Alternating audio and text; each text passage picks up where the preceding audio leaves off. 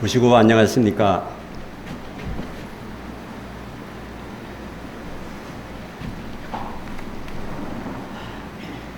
코로나 때문에 시일식이 뜨문뜨문 열리고 중간에 한참 열리지 않다가 또 시일실 열리고 해서 설교도 참 그전에 쭉 한 달, 두 달 이렇게 잡아놨다가 못하고 있었는데 갑자기 이제 요번에 또 시일식 하면서 설교 제목을 얼마 전에 교함장님께서 환원하시고 해서 그때 생과 사, 종교라는 문제에 대해서 한번 제재를 정해가지고 설교를 좀 드리겠습니다.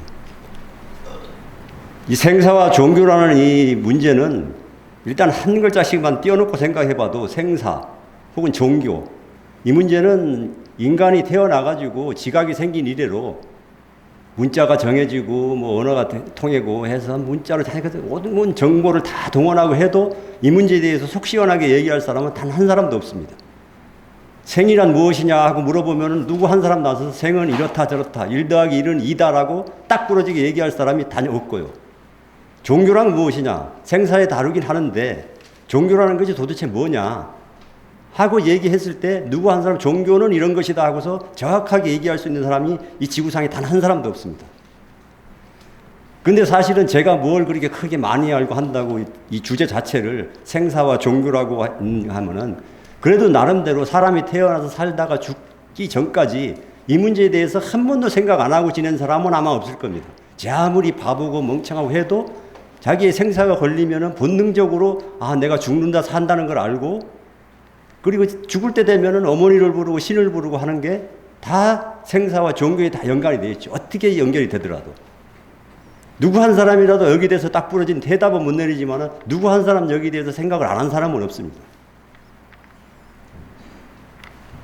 어떤 이 세상을 살다 보면은 어떤 일에 대해서도 어떤 전문가가 있지요. 만일에 이제 땅을 사고 팔고 하면 부동산 전문가가 있을 거고, 아파트 매물이 뭐 얼마에 나오고 얼마에 해서 뭐 얼마 이문 붙여서 어떻게 팔고, 혹은 집을 짓는 사람도 뭐 이런 공사는 벽 공사는 어떻게 하고 천장 공사는 어떻게 하고 땅을 짓때 어떻게 하고 설계는 어떻게 하고 하는 전문가들이 다 있습니다. 그럼 생사에 대한 전문가는 누가 있겠습니까? 생과 사는 이것이다 하고서 누군가 물어볼 때 이건 이렇고 저건 저렇다고 길을 가르쳐 줄 수 있는 사람은 없지요. 다만 그래도 조금 더 많이 알고 거기에 대해서 더 생각을 많이 하고 더 경험이 있고 이러다 보면은 남에게 대충 이렇지 않을까 하고서 자기도 정확하게는 모르지만은 겪어보면 바로 이게 그래도 조금 낫지 않을까 하고서 생사에 대한 이 가르침을, 혹은 이리로 가는 게 좋습니다, 저리로 가는 게 좋습니다 하고 얘기해 줄 수 있는 사람은 덜어 있습니다. 이제 그런 사람들을 모여서 이거는 이렇게 하는 게 좋겠다 하고서 모여서 하는 게 이제 종교라는 집단이지요. 어떤 선각자가 어떤 종교에 대해서 이런 걸 해놓고 나시면은 그 후학들이, 그러니까 예수라는 분이 계시다 그러면은 그 밑에 수많은 제자들이 이분이 이렇게 얘기한 뜻은 아마 이런 뜻일 거다, 저런 뜻일 것이다.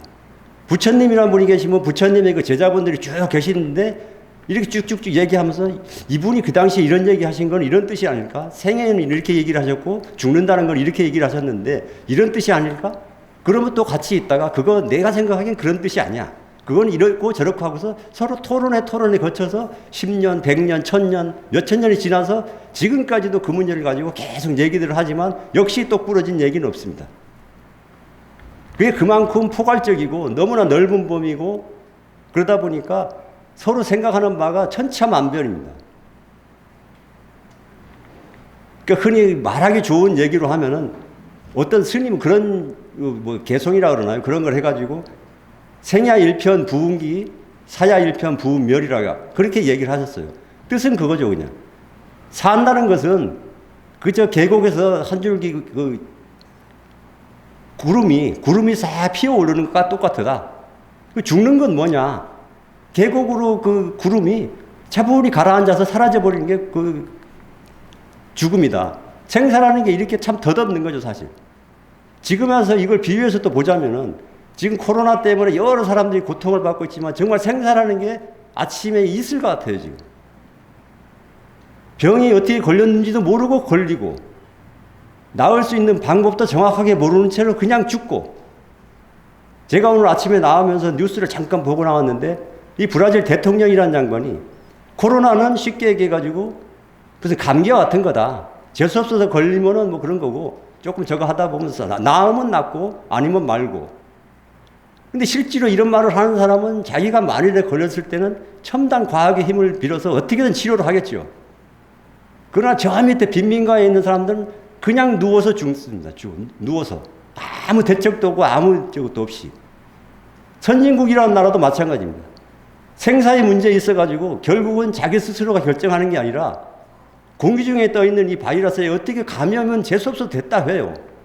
그러다 실제적으로 이거를 해줄 사람이 누구냐 하면은 그래도 위임받아가지고 다스리는 이 지도자들이 알아서 선제적으로 먼저 해줘야 되는데 실제로 온갖 뭐 좋은 얘기는 다 듣고 하지만은 결정적일 때 사람의 목숨은 파리 목숨처럼 생각, 감기 걸린 것처럼 이렇게 얘기를 하고 더군다나 미국 대통령이라는 양반도 그런 얘기를 하죠. 세상이 미국을 부러워한다. 자기들의 이 대처 방법에 대해서 다 감탄하고 놀라. 지금 그런 사람이 누가 있는지 도대체 무슨 생각으로 그런 얘기를 하는지.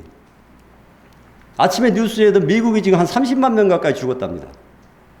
2차 대전 때 미군이 죽은 사람들이 2차 대전 4년을 통틀어서 한 12만 명 정도가 죽었답니다. 2차 대전 그 참혹한 전쟁에서도 12만 명이 죽고서 하고 그 당시 미국 전체가 애도의 물결이 들고 했는데 지금 불과 몇 개월에 30만 이상이 죽어나갔는데도 세상이 미국을 부러워한다니 이게 지도자가 할 말입니까? 브라질 대통령 같은 경우에도 감기와 같고 내리는 비와 같다는 얘기를 합니다. 맞으면 맞는 거고 아니면 말고. 그건 있는 사람들 얘기죠. 그나마 우산이라도 있는 사람들이 하는 얘기지 우산도 없이 맨 벌판에서 비 맞고 추위에 떨고 굶주림에 시달리는 사람한테 할 얘기는 아닙니다. 그게 더군다나 책임을 엄청나게 가지고 있는 사람들이 그런 얘기를 하면 안 되는데 생사의 문제를 가지고서 이렇게 간단하게 얘기하는 게 지금의 처지입니다. 사람이 한번 태어나고 나면은 누구나 여벌로 생명을 가지고 태어난 사람은 단 한 사람도 없습니다. 여벌 한 번 죽고 한 이틀 후에 다시 또 새로운 생을 시작한다? 이런 건 택도 없는 소리죠. 단 하나의 생명밖에 없는데 무슨 권리로 그냥 나라를 위해서 죽어라? 혹은 교회를 위해서 죽어라? 우리 가족을 대표해서 네가 죽어라? 이렇게 얘기할 수 있는 사람은 단 한 사람도 없습니다. 죽어야겠다 하고 작심하는 것은 오직 본인 외에는 없어요. 지금의 세상은 그렇지는 않죠. 무슨 저걸 대서라도 너는 나라를 위해서 할 수 없이 나라를 위해서 싸울 수밖에 없는 처지니까 그 지금 호국 영령이라는 분들도 그런 분들이 많지요. 내가 국가를 위해서 기필코 죽어야겠다고 해서 싸움에 나가는 사람은 없습니다. 단 한 사람도 없어요. 기필코 죽어야겠다고 나가는 사람은. 그나마 나라를 위해서 싸우다 보니까 어떻게 돌아가신 거예요. 할 수 없이 등 떠밀려서. 물론 개 중에 퍼센트로 따져서는 나라를 그래도 더 걱정하신 분들도 있을 거고 교회를 더 걱정해서 생각하셔가지고 순교를 하신 분들도 계실 겁니다. 그러나 냉정하게 말하면은 누구 한 사람도 내가 기필코 죽어야겠다. 요번 기회에 내가 안 죽으면 내 사람도 아니다. 내가 기필코 죽겠다고 나서는 사람은 없습니다. 정말 극한의 상황에서 부모가 자식을 위해서 몸을 던지고 악하고도 싸우고 곰하고도 싸우고 하는 경우도 있어요. 그런 극한 상황이 아니고 그냥 부모 자식 간에 혹은 형제지 간에 교인 간에 어떤 관계든 두 사람이 딱 앉아가지고 가위바위보해서 지는 사람이 죽기로 하자. 그렇게 해가지고 죽는 사람이 누가 있겠습니까? 여벌이 있다면 그럴 수도 있죠. 내가 한 10번은 뭐 죽었다 살아났다 있으니까 한두 번 가위바위보해서 죽을 수도 있어요. 근데 그렇게 해가지고 죽는 게 생사가 아니지 않습니까? 단 한 번밖에 없어요. 그나마 사람이 태어난 거는 단 한 번인데 그나마 사람으로 태어났기 때문에 최령자라고 그러죠. 가장 영적으로 최고의 사람으로 태어났는데 지금 우리의 지금 지구 인구가 얼마인지는 정확하게 모르겠습니다. 그 수십억의 인구를 책임지는 각국의 지도자랄지 꼭 그런 정치적인 지도자만이 아니더라도 금전적으로 큰 지도자들 혹은 사상적으로 큰 지도자들 그 종교의 지도자들도 있고 저 신부님이랄지 목사님이랄지 스님이랄지 저 이슬람교의 무슨 랍비들이 그런 분들이 정신적인 지도자들이 이 양반들이 어떻게 보면은 우리들의 앞길을 밝혀주고 그때 등불이 되고 이런 분들인데 아주 요즘에 하는 거 보면은 책임감 없는 얘기들을 합니다. 지금 종교적인 문제로 해봐도 사실 기독교랄지 불교랄지 이런 분들을 하는 거는 유일신의 그런 사상이 있기 때문에 밑에서 제자분들이랄지 이런 분들이 쭉 연구하고 뭐하고 저거 해도 하다가 뭔가 막히고 애매하고 하면은 다 위로 미루면 됩니다, 그냥. 아직 우리가 뭐 신심이 부족하다는 둥, 아직도 그분의 뜻을 알지 못한다는 둥, 이러고서 미루면은 일단은 넘어갈 수 있어요, 그냥 뭐. 아, 부처님이 하신 뜻을 여러 사람이 아무리 생각해도 좀 모르겠다. 아, 그러면 우리가 아직 부처님의 경지에 도달하지 못했으니까 모른다. 이렇게 하고 미루면은 다 됩니다, 그냥. 제가 그런 그 교회 이런 공사 같은 것도 많이 해가지고 그런 분들하고 많이 얘기도 해보고 했지만은 한참 얘기하다가 어떤 사상적으로 혹은 논리적으로 조금 이비하다 하는 부분에 대해서는 전부 그렇게 밀어요. 그거는 믿지 않기 때문에 그렇다 하고 그냥 그걸로 끝하면은 더 이상 얘기가 진전이 있을 수도 없고 있지도 못해요.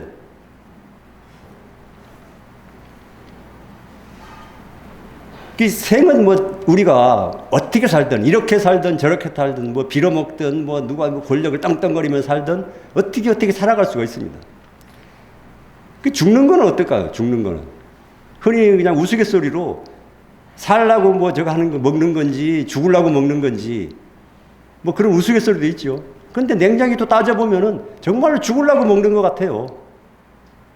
과학적으로 따져봐도 먹으면은 이거를 분쇄해가지고 에너지로 만들기 위해서는 또 힘을 써야 되고 그 힘이 뭐냐 하면은 결국은 자기의 수명을 없애면서 그 에너지를 만드는 거거든요.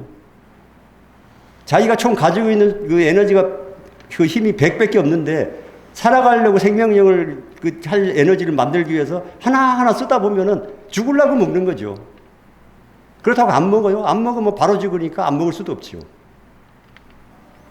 그러니까 옳고 그르든 생이 어떻든 죽음이 어떻든 살고 죽고 하는 건 필연이에요. 이거는 뭐 돈이 많고 적고 권력이 많고 적고를 떠나서 단 한 번 누구나 똑같이 태어날 때 부자로 태어난 사람도 있고 아니면 똑똑하게 태어난 사람도 있고 태어날 때부터 눈이 한쪽이 안 좋다든가 팔다리에 약간의 기형을 가지시고 이렇게 태어날 수도 있어요. 그러나 생명은 딱 하나예요. 생명은. 어떤 미물도 하루살이도 그 생명은 오직 그 하루살이 그 하나밖에 없어요. 우리가 말은 못한다 그러지만은 풀이나 초목이랄지 이런 뭐 아주 작은 미생물들, 바닥에 꿈틀거리는 벌거지한테는 오직 그 하나의 생명밖에 없는 거죠.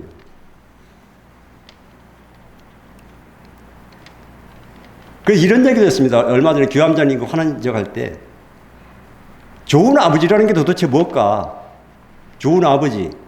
그래서 저는 우스갯소리를 그때 말씀드렸던 게 제가 생각하는 좋은 아버지는 그냥 남들한테 개쌍욕을 먹던 무슨 해가지고 검찰에 걸려 들어가가지고 한 10년형을 선도받고 하루 일당 한 10억씩 까고 해서 그 돈을 차곡차곡 모아가지고 그냥 자식놈들한테 물려주면 그게 훌륭한 아버지다. 그냥 자식을 위해서 내 한 몸 희생하고 10년 옥살이하고 온갖 욕을 다 먹고 하더라도 내 자식 떼끼들 잘 살면 됐지. 아니 자식을 위해서 목숨도 버리는 게 부모인데 그까지 나 욕 하나 먹고 그냥 뭐 한 1,000억 정도 모아가지고 물려주면은 그 좋은 아버지 아니냐 이거예요. 예전에 독립운동 하시면서 그렇게 만주벌판을 돌아다니면서 처자식 다 버리고 처자식 애들가 공부를 하는지 뭘 하는지 자기 집사람이 뭘 하는지 광주를 이고 나가서 뭐를 팔고 돌아다니면서 어떤 수모를 당하고 있는지도 모르면서 대의를 위해서 독립운동을 하러 그렇게 다니셨어요. 후손들이 생각할 때 좋은 아버지입니까 그게? 단면이 아버지라는 입장에서 보면 나쁜 아버지입니다. 나쁜 아버지. 나라를 위해서야 순국을 하시고 뭐 정말 엄청나게 노력하셨지만은 그냥 아버지로 보면은 이런 못된 아버지가 없어요. 그 자식들 교육도 못 시켜가지고 나중에 다 보니까 친일파 애들은 그나마 어떻게든 교육을 받고 독선생 모셔서 뭘 하고 해가지고 뭐 고시도 패스하고 뭐도 해가지고 판검사도 되고 공무원 고위 공무원이 돼가지고 또 누구한테 손가락질로 사람들 부리고 이러는데 독립운동하는 후손분들은 뭐 하시는 겁니까? 아무것도 없잖아요. 자식이 공부를 했습니까? 뭘 했습니까? 노가다판에 나가가지고 찔통이나 지고 다니고 벽돌이나 쌓고 물론 직업을 뭐 비하하는 게 아니라 그렇게 돼버린 거예요. 그러니까 아버지 혼자서 신나가지고 독립운동 하셨다는 게 돼버린 거예요. 천도교 동학도 마찬가지죠. 동학운동 하시면서 정말로 하느님이 저거의 뜻을 밝혀가지고 그 뭐 죽창 하나 들고서 나가서 싸우시고 순교하시고 했는데 그 후손들한테는 한 집안의 가장이 쓰러져 버리고 풍지박산 돼버려가지고 자기 가정 하나 지키지 못하고서 이렇게 돼버렸는데 그 뒤에서 후시탐탐 그냥 이렇게 뭐 박쥐같이 하던 사람들이 호의호식하고 지내고 있다 그러면 이건 너무 억울한 일 아닙니까? 그래서 그때 더관장님하고 말씀했었지만은 그 나라를 위해서 일하는 것도 좋고 교회를 위해서 하는 것도 좋고 하지만은 그래서 아버지라는 명제를 두고 보자면은 한 90% 주고 한 10%라도 내서 자식 새끼 기본 교육이라도 시켜놓고 이렇게 했으면 그나마 나았을 거 아니냐. 좋은 아버지라고만 한다면. 근데 세상이 그렇진 않잖아요. 어떤 한 얘기를 가지고서 딱 부러지게 또 요건 이렇다 하고 얘기할 수 없죠. 세상에 좋은 사람, 나쁜 사람 이렇게 얘기를 하죠. 그 만사가 다 좋을 수가 없죠. 나한테는 분명히 좋은 사람일 수 있습니다. 그런데 다른 사람한테도 그게 좋은 사람일 수는 없죠. 그냥 일반적인 비유를 들어도 비가 오는데 우산 장사한테는 좋겠지만은 소금 장사한테는 엉망진창이듯이 똑같은 겁니다. 나한테 좋은 사람이라고 해서 남들한테 가서 이 사람 좋은 사람이야 하고 얘기할 수는 없어요. 얽혀있는 게 그렇게 단순하게 세상이 얽혀있지 않기 때문이지. 실제로 이 생산하는 주제를 하면서 한 일주일 정도 이제 이 규암장님 환원식 때 이 제목을 정했기 때문에 일주일 동안 생각을 해봐도 정리가 안 돼요. 사실 저 자신도. 그래서 이제 틈틈이 그냥 이래저래 써보고 했는데 제가 요즘에 그 생활 자체가 제 개인적으로는 상당히 좋습니다. 어머니 그래도 건강하시고 얼마 전에 병원을 모시고 갔는데 뭐 심전도도 검사하고 뭐 이런저런 검사를 했는데 의사 선생님 하시는 말씀이 그거예요. 전부 다 기능이 안 좋다. 기능이 다 떨어져 있다. 그런데 93살 치고는 그래도 괜찮다. 그러면 된 거죠. 93살에 무슨 청년처럼 뭐 벌펄 날아다니고 이걸 바라는 게 아니니까요. 그러면서 끝으로 하는 얘기가 지금 다 안 좋지만은 그 연세에 비해서는 그나마 괜찮고 심근경색이랄지 아니면 무슨 심장 판막직이랄지 이런 희한한 병에 걸려서 쓰러지실 일은 지금 현재로서는 없다. 얼마나 다행스럽습니까? 제 개인적인 행복은 지금 그 정도예요. 지금 바라는 게 무슨 국가의 안녕 평화를 제 주제가 그만큼 안 되기 때문에 마음만 그렇다 뿐이지 지금 제 개인적인 행복은 어머님 지금 편안히 계시고 저 텃밭에 나가가지고 텃밭에 농사를 지으면서 지금이야 이제 코로나 때문에 시의식이 뜸하지만은 상추면 상추 뭐 토마토면 토마토 한 시의식 때마다 드실 만큼 따갖고 와가지고 같이 나눠 먹고 이게 그렇게 좋았습니다. 제가 평생을 살면서 이 경전의 말씀, 이 하느님의 말씀을 제외하고 세상의 말 중에서 가장 좋아했던 말이 제가 고등학교 2학년 때인가 이 글을 읽었어요. 인간이란 무엇이냐, 생명이란 무엇이냐 여기에 대해서 온 철학자들이 뭐 이렇고 저렇고 얘기를 했지만은 제 가슴에 가장 깊이 남고 지금까지도 정말 명언이라 생각하는 게 인간이란 무엇이냐 했을 때 살라고 하는 생명 속에 둘러싸인 생명일 뿐이다. 살라고 하는 생명 속에 이 수많은 미물들 초목서부터 해서 정말 저마다 살라고 하는 생명 속에 둘러싸인 그 하나의 생명일 뿐이라는 거예요. 특별히 무슨 뭐 벌거지보다 더 나은 생명이 아니에요. 1대1 생명이라는 그 가치로 봤을 때는 다 똑같다는 겁니다. 생명에 살라고 하는 생명 속에 둘러싸인 살라고 하는 생명. 그 당시 제가 얼마나 감명 깊게 이 글을 받아서 세상에 이거를 정말로 저는 그렇게 감명 깊게 이 글을 읽었습니다. 지금도 기억이 나고요. 아마 제 죽을 때까지 평생 그렇구나 하고 살 그런 말입니다. 세상 만물에 아무리 하찮게 보여도 내 스승이 아닌 게 없지요. 아까도 천지 귀신 음양이 봐도 한 기운이 살면은 천지에 봄이 오는 것. 우리가 낙엽이 하나 떨어지는 걸 보면 온 천지에 가을이 이제 가을이 오겠구나 하는 걸 압니다. 작은 변화가. 귀뚜라미가 울면은 어느 날 문득 귀뚜라미가 솔리면 이거 가을인가? 걔들은 우리보다 훨씬 더 많이 알죠. 그냥 우스갯소리로 뭘 알기를 귀뚜라미 같이 안다 그러지만 귀뚜라미는 알거든요. 아, 천하가 가을이 온다는 거를. 그러니까 울어요. 이제부터 천하에 가을이 오기 왔습니다 하고서 우는 게 천지의 조화가 그렇습니다. 아무리 작은 미물에게도 배울 게 많고 스승이 아닌 게 없다는 말씀이 그대로 맞습니다. 우리가 세상을 살면서 만나고 막 헤어지고 그러죠.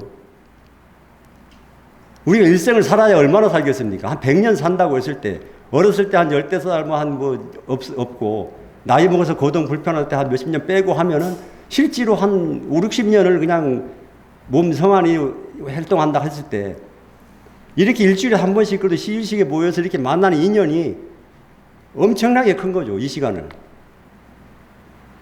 예전에 광고 문기 중에서 순간의 선택이 평생을 좌우한다 그러죠. 이것도 참 명언입니다. 순간의 선택이 평생을 좌우하죠. 그냥 지나가다가 아무 생각 없이 복권을 한 장 샀는데 한 50억짜리 붙으면 평생을 좌우한 겁니다. 아무 생각도 없었어도. 근데 그 아무 생각 없었던 그 상황이 그 지나온 세월이 없었다면 그런 상황이 있질 않지요. 내가 지금 어디를 나가다가 지금 계단을 나가려다가 발길을 돌렸을 때부터 바로 자기 인생이 바로 그 순간에 갈리는 겁니다. 택시를 잡으려고 했는데 앞차를 놓치고 뒷차를 탔을 때부터 그 사람의 인생이 바뀌는 겁니다. 찰나의 순간이 바로 평생을 좌우하는 거죠. 그러니까 이것이 그렇다고 해가지고 무슨 행운만 바라고 그렇게 살는 게 아니라 끊임없이 살고 하다 보면은 이런 일도 있고 저런 일도 있고 어떤 일이든지 준비 안 한 사람한테는 그 혜택이 돌아가기가 힘들죠. 죽음의 문제는 사실은 어떻게 보면은 그 죽었다가 살아났다는 사람이 더러 있습니다만은 그게 어떻게 남들이 100%다 인정할 만한 그런 경우가 없고 어찌 보면 거의 사기성의 얘기이기 때문에 죽었다가 살아난 사람은 없다고 봐야겠죠. 근데 살아가는 사람들은 여지껏 인류 역사를 통틀어서 살아갔다가 죽은 사람은 무지하게 많습니다. 그냥 정확하게 사람 숫자로는 못 세겠지만은 다 났으면 다 어쨌든 이렇게 살았든 저렇게 살았든 살아갔습니다. 어떻게 사는 게 그나마 죽음 문제는 그렇게 힘드니까 좀 접어두고라도 사는 거는 그럼 대충 어떻게라도 좀 살아야 되나. 그런 거를 정확하게 알려주고 하려고 하는 게 여러 생각자들과 그 제자분들이 다 모여서 종교를 만들고 이렇게 사는 것이 그래도 좋게 사는 겁니다. 이게 사람의 도리가 이렇고 저렇고 신과 사람들의 대안을 이런 식으로 해야 되고 여러 얘기가 있지만은 기본적으로 그렇게 복잡한 거 말고 제가 그 설교 때마다 가끔 말씀드리지만은 저는 그냥 사계명이나 지키고 살면은 그나마 인간의 도리는 최소한으로 하고 살지 않나. 사계명을 지키고 산다는 건 결국은 어떤 균형하고 조화예요. 저번에 그 어머니께서 그런 적이 정승호 선생님께서 환원하셨을 때 정승호 선생님하고 뭐 아시는 게 없습니까 했더니 예전에 어머니가 총부에 계실 때 대전교구에 설교로 오셨는데 그때 정승호 선생님께서 물어보셨답니다. 어머니한테. 이러이러한 얘기, 하늘님을 속이지 마라 이렇게 얘기를 하셨는데 자기는 사과 농사를 짓기 때문에 사과를 팔 때마다 이거는 좀 말하자면 이제 조금 속여서 한 10,000원어치밖에 값어치밖에 안 내는데 이게 13,000원이다 해가지고 3,000원도 더 받고 이렇게도 하고 10개 중에 한두 개는 좀 안 좋은 것도 섞어서 팔고 이랬는데 이건 어떻습니까? 그때 어머니가 하신 말씀은 그런 거였답니다.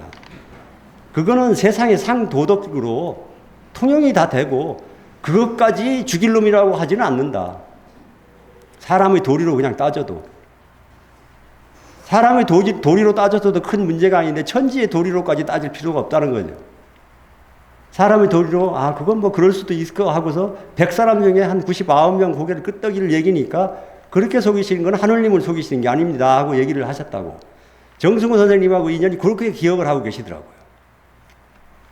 그러니까 균형하고 조화죠.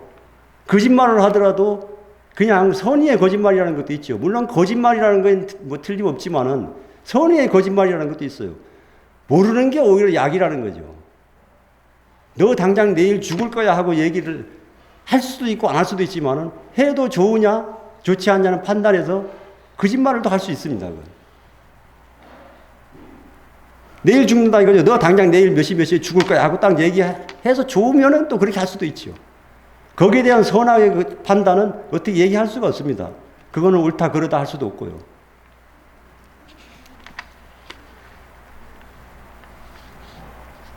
그래서 제가 이걸 그 생사와 종교라는 문제에 대해서 하면서도 5만 가지 생각이 많이 나더라고요. 그동안 틈틈이 생각했던 문제, 이런 문제가. 근데 또 막상 써놓고 보면은 이것도 아니기도 하고, 또 써놓고 보면 그렇기도 하고, 경전에서도 그렇기도 하고 아니기도 하다 하시는지만은 만사 그런 것 같습니다. 생사와 종교라는 문제는. 평생을 두고서 수많은 사람들이 지각이 있을 때부터 이 문제를 가지고 매달리고 하고 또 실천하고 행동하고 해서 죽을 때까지 한다래도 이 문제에 대한 정확한 해답을 내놓고 가는 사람은 아마 없지 싶습니다. 저희 천도교도 마찬가지죠. 스승님께서 도를 창독하시고서 이렇게 해월 선사님, 의암성사님, 추남성사님 해가지고 도를 전수하셨지만은 우리가 그 일반 교인으로서 수련을 한다고 치면은 도대체 우리가 목적을 어디다 둬야 되나? 스승님 같은 경지? 천도교 161년 역사상 그런 분은 딱 4분인데 우리가 이 경지를 어떻게 따라갈까? 만일에 어떤 무슨 리트머스 종이랄지 이런 것처럼 산성 측정 몇 도 이런 걸 측정하는 과일의 농도를 측정하는 불이 이런 게 있으면은 수련의 정도를 탁 찍어봐가지고 이 양반은 수련의 정도가 지금 67%다. 앞으로 조금만 더 하면 70%가 되겠다. 한 1년 더 하면 한 80% 되겠네? 하면은 어떤 목적이 정확하고 결과가 뚜렷하기 때문에 정말 할 수가 있죠. 근데 이게 그렇지를 못하죠. 그런 적이 있을 수도 없고. 그러다 보니 수련을 하면서도 항상 회의에 빠지죠. 이게 종교적으로 우리가 열심히 잘 가고 있는 건가. 말을 하다 보면은 아까도 처음에 말씀드렸지만은 너무나 힘든 주제고 말하자면 제 평생에 그냥 1, 2, 3, 4, 5, 6, 7 해가지고 죽을 때까지 얘기도 다 못할 얘기지만은 간단하게 그냥 생사와 종교란 문제에 대해서 일단은 소회만 마치고 끝내도록 하겠습니다. 수고하셨습니다.